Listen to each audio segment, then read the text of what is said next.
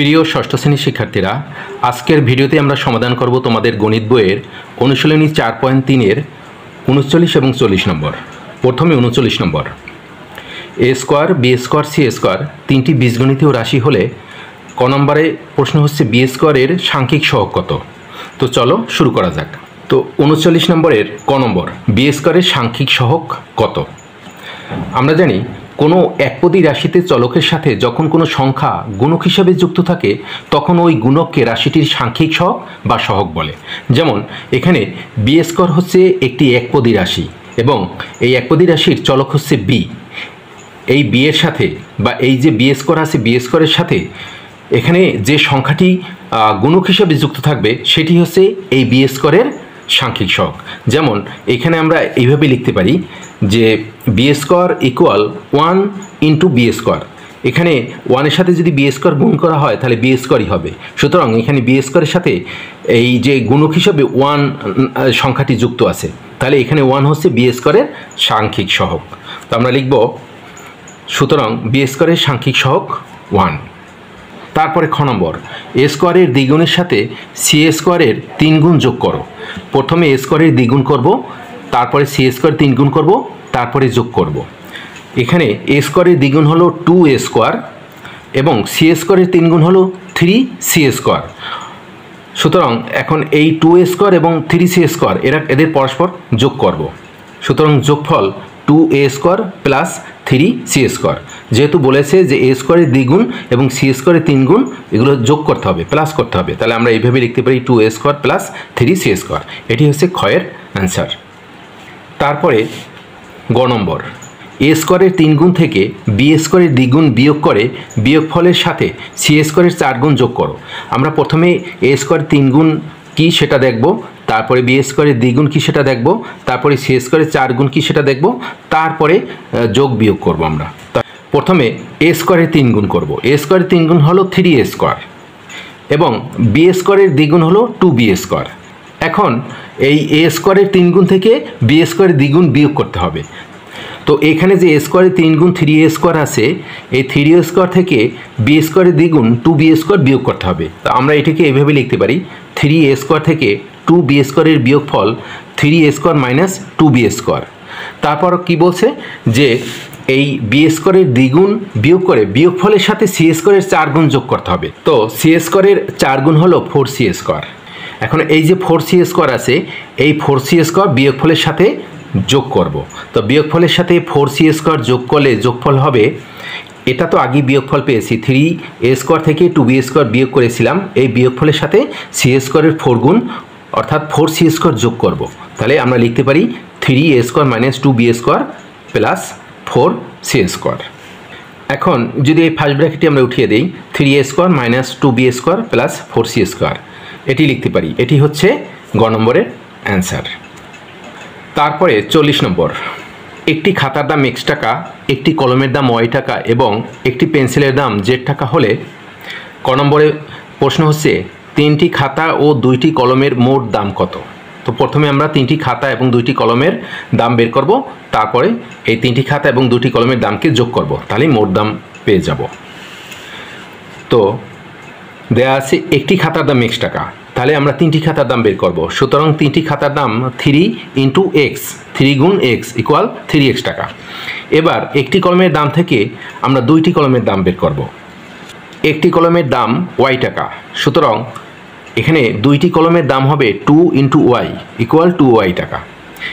এখন 3টি খাতার দাম আমরা পেয়েছি এবং 2টি কলমের দাম পেয়েছি। এই 3টি খাতার দাম এবং 2টি কলমের দাম মোট পেতে হলে এই 3টি খাতার দাম এবং 2টি কলমের দাম যোগ করতে হবে।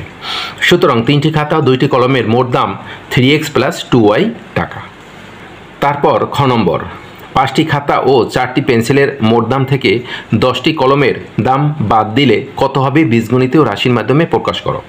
প্রথমে আমরা 5টি খাতার দাম বের করব এবং 4টি পেন্সিলের দাম বের করব, বের করে যোগ করব, যেহেতু মোট দাম বলেছে যোগ করব। যোগফল থেকে 10টি কলমের, প্রথমে একটি কলম থেকে 10টি কলমের দাম বের করব, সেই 10টি কলমের দাম এই যে মোট যে দাম পেয়েছি সেখান থেকে বাদ দেব।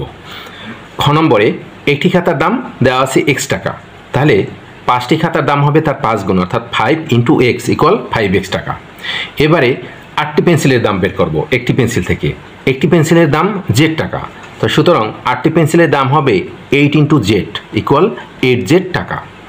আবার একটি কলমের দাম হচ্ছে y টাকা, সুতরাং 10টি কলমের দাম হবে এই y এর 10 গুণ, অর্থাৎ 10 × y ইকুয়াল 10y টাকা। এবারে এই যে 5টি খাতার দাম এবং 8টি পেন্সিলের দাম, এটা আমরা মোট করব, অর্থাৎ যোগ করব। এই যোগফল থেকে এই 10টি কলমের দাম বিয়োগ করব। সুতরাং 5টি খাতা ও 8টি পেন্সিলের মোট দাম থেকে 10টি কলমের দাম বাদ দিলে হবে 5x + 8z, মানে এটি কি মোট করেছি আমরা। তারপরে সেখান থেকে এই যে 10টি কলমের দাম বিয়োগ করেছি, অর্থাৎ -10y টাকা। তো এটি হবে নির্ণেয় বীজগণিতিক রাশি। বীজগণিতীয় রাশি হবে 5x + 8z - 10y। এটা হচ্ছে অ্যান্সার।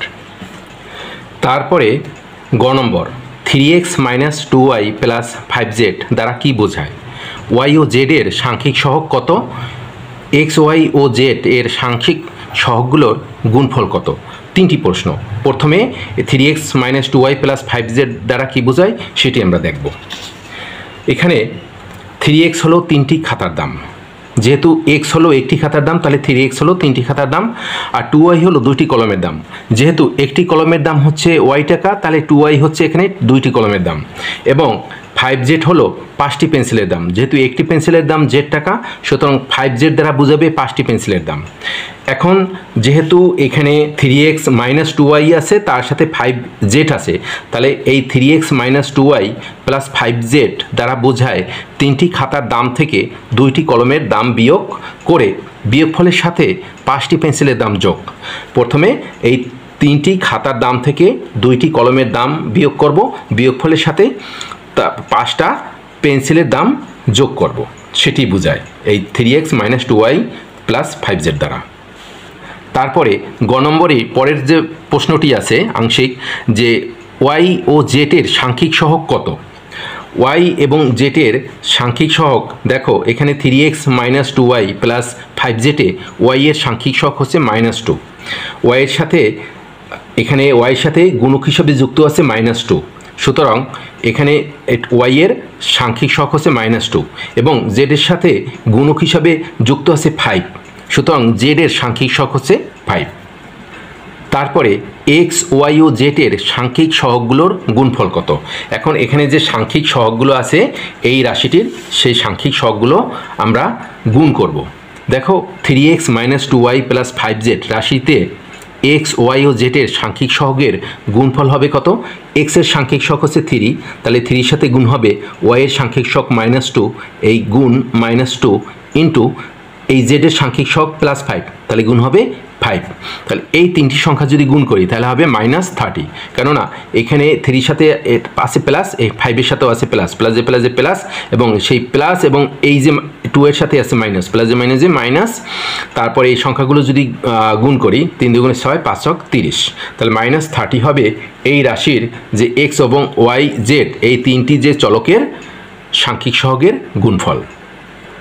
আজকের ক্লাস এ পর্যন্তই। আশা করি ক্লাসটি বুঝতে পেরেছো। যদি ক্লাসটি ভালো লাগে তাহলে অনুরোধ করব লাইক, শেয়ার এবং কমেন্টস করবে এবং সাবস্ক্রাইব করে আমাদের সাথেই থাকবে। ধন্যবাদ সবাইকে।